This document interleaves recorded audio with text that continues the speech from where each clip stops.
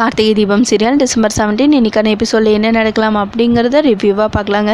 தீபா ஸ்வேதா 2 பேரும் கோயிலில் நின்று சாமி கும்பிட்டுட்ருக்காங்க. அப்போ தீபா மெய்மறந்து சாமி கும்பிட்டுட்ருக்கிறத பார்த்ததும் ஸ்வேதா நம்ம இங்கேருந்து இந்த டைமில் எப்படியாவது எஸ்கேப் ஆயிடணும் அப்படின்னு யோசிச்சுக்கிட்டே வெளியே கிளம்பும்போது கரெக்டாக கார்த்திக் காரில் வந்து இறங்கிடுறாங்க. கார்த்தியை பார்த்ததும் அச்சோ இவர் வேற வந்துட்டாரே இப்போ என்ன பண்ணுறது அப்படின்னு யோசிச்சுக்கிட்டே திரும்பவும் தீபா கிட்டே வந்து நிற்கிறாங்க.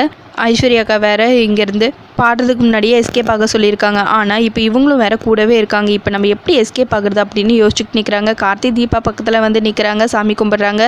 கார்த்தியை கண்ணை திறந்து பார்த்ததுமே தீபா, சார் நீங்கள் எப்படி சார் இங்கே அப்படின்னு கேட்கவும், ஆமாம் தீபா நானும் பார்த்தேன், லேட் ஆகிட்டே இருந்துச்சு, அதனால தான் நானே கிளம்பி வந்துட்டேங்கிறாங்க கார்த்தி. சார் அவ்வளோதான் சார், சாமி கும்பிட்டாச்சு, அர்ச்சனையும் பண்ணியாச்சு, நீ கிளம்பலாங்கிறாங்க தீபா. அதுக்குள்ளே ஐயர் அர்ச்சனை தட்டை கொண்டு வந்து கொடுத்துட்டு தீர்க்காயுசோடு இருங்க அப்படின்னு ஆசீர்வாதம் பண்ணுறாங்க. அதுக்கப்புறம் கார்த்தி ஸ்வேதா கிட்ட 1,00,000 ரூபா பணத்தை கொடுக்குறாங்க. நீங்கள் பாடி முடிச்சதுமே மீதி பணத்தை உங்கள் அக்கௌண்ட்டுக்கு ட்ரான்ஸ்ஃபர் பண்ணி விட்டுறேன், உங்கள் அக்கௌண்ட் நம்பரை எனக்கு சென்ட் பண்ணி விட்டுருங்க அப்படின்னு கார்த்தி சொல்லவும், அச்சோ இவர் என்ன 10 லட்சம் ரூபாங்கிறாரு, அது மட்டும் இல்லாமல் ஐஸ்வர்யாவுக்கு 5 லட்சம் தான் ஒரே செட்டில்மெண்ட்டாக கொடுக்குறேன்னு சொல்லியிருக்காங்க, இவர் 10 லட்சம்னு சொல்கிறாரு, பேசாமல் இவர் சொல்கிற மாதிரி பாடி கொடுத்துட்டா நம்ம செட்டில் ஆயிடலாம் அப்படின்னு யோசிச்சுட்ருக்காங்க. அடுத்ததாக எல்லாருமா சேர்ந்து ஆடியோ கம்பெனிக்கு போயிடுறாங்க. அங்கே ராஜா, பல்லவி மேடம் எல்லாமே ரெடியாக இருக்குது, மியூசிக் கம்போஸ் பண்ணுறதுலேருந்து எல்லாமே ரெடி மேடம், நீங்கள் பாடுறது மட்டும்தான் பாக்கி அப்படின்னு ராஜா சொல்லவும், ஸ்வேதா அப்படியே திருன்னு முழிச்சிட்ருக்காங்க. ஐஸ்வர்யாக்கா வேற நம்மளை இங்கே பாடுறதுக்கு முன்னாடி எஸ்கேப் ஆக சொல்லியிருக்காங்க, ஆனால் இங்கே என்னடானா எல்லாரும் சுற்றி நின்றுட்டுருக்காங்க, நம்ம இப்போ எப்படி எஸ்கேப் ஆகுறது, நம்மளோட சிச்சுவேஷனை எப்படி நம்ம அவங்கக்கிட்ட சொல்கிறது, எதுக்குமே வழி இல்லாமல் இருக்கே அப்படின்னு யோசிச்சுக்கிட்டே இருக்காங்க. சரி நீங்கள் போய் பாட ஆரம்பிங்க, ஆல் த பெஸ்ட் அப்படின்னு சொல்லிட்டு கார்த்தி ராஜா எல்லாரும் சொல்லி அனுப்புகிறாங்க. ஸ்வேதாவும் உள்ளே போய் நிற்கிறாங்க. செம டென்ஷனோடையும் குழப்பத்தோடையும் அப்படியே ஸ்வேதா என்ன பண்ணுறதுன்னு தெரியாமல் முழிச்சுக்கிட்டு நிற்கிறாங்க. இன்னொரு பக்கம் தீபாவும் செம டென்ஷனோடு அப்படியே படபடப்பாக இருக்காங்க. ஸ்வேதாவை பார்த்ததுமே கார்த்தி உள்ளே போய், ஏன் ஒரு மாதிரி இருக்கீங்க, நர்வஸ் ஆகாதீங்க, இது என்னோட ஆடியோ கம்பெனி தானே, நான் பார்த்துக்கிறேன், ஏதாவது பிரச்சனையாக இருந்தாலும் நான் பார்த்துக்கிறேன், நீங்கள் தப்பாயிடுமோனாலாம் பயப்பட வேணாம், நானே சொல்கிறேன்ல, இன்னும் நீங்கள் எதுக்கு பயந்துட்டுருக்கீங்க, நீங்கள் பாடுங்க அப்படின்னு கார்த்தி சொல்லவும், எனக்கு கொஞ்சம் த்ரோட் ஒரு மாதிரியாக இருக்குது, என்னால் பாட முடியுமான்னு தெரியல, வாய்ஸ் சரியாக வருமானு எனக்கு தெரியலேங்கிறாங்க ஸ்வேதா. சரி என்கிட்ட வார்ம் வாட்டர் இருக்குது, நான் போய் எடுத்துகிட்டு வரேன் அப்படின்னு சொல்லிட்டு ராஜா வேகமாக போய் தண்ணி எடுத்துகிட்டு வந்து கொடுக்குறாங்க ஸ்வேதாக்கு. ஸ்வேதாவும் அதை குடிக்கிறாங்க. இப்போ சரியாயிரும், இப்போ நீங்கள் பாடுங்கிறாங்க ராஜா.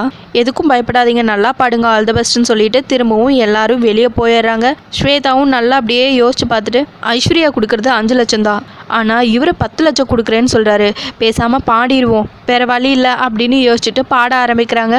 அவங்களும் நல்லாவே பாடிட்டுருக்காங்க. அப்போ கார்த்தி அப்படியே அவங்க வாய்ஸை நோட் பண்ணுறாங்க. டவுட் வரவும் நேராக அவங்க உள்ளே போகிறாங்க.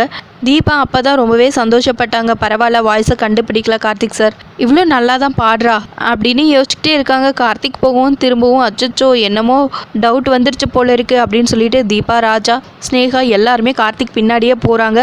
முதல்ல பாடுறதை ஸ்டாப் பண்ணுங்கிறாங்க கார்த்தி. அதுக்கப்புறம் ஸ்வேதாவும் பாடுறதை ஸ்டாப் பண்ணிடுறாங்க. நிஜமாக சொல்லுங்கள், உங்கள் பேர் என்னன்னு கேட்குறாங்க கார்த்தி. பல்லவிங்கிறாங்க.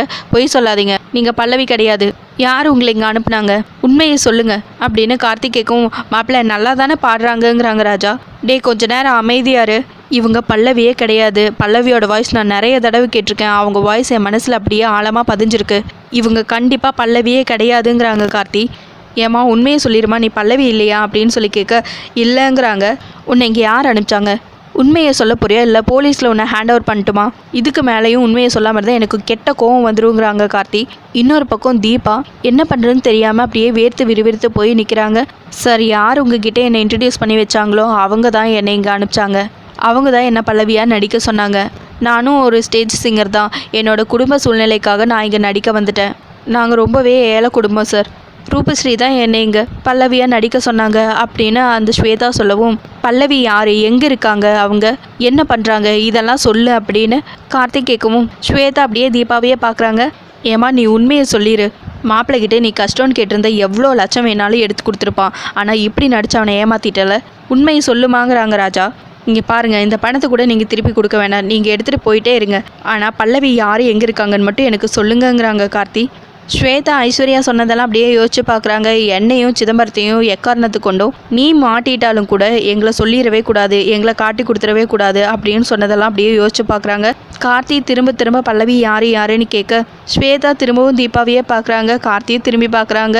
தீபா அப்படியே வேர்த்து போய் பயந்து போய் நிற்கிறதையும் பார்க்குறாங்க. அதோட எபிசோட முடிச்சிருக்காங்க. உங்களுக்கு இந்த வீடியோ பிடிச்சிருந்தா லைக் அண்ட் சப்ஸ்கிரைப் பண்ணி நம்ம சேனல் சப்போர்ட் பண்ணுங்கள். தேங்க்யூ.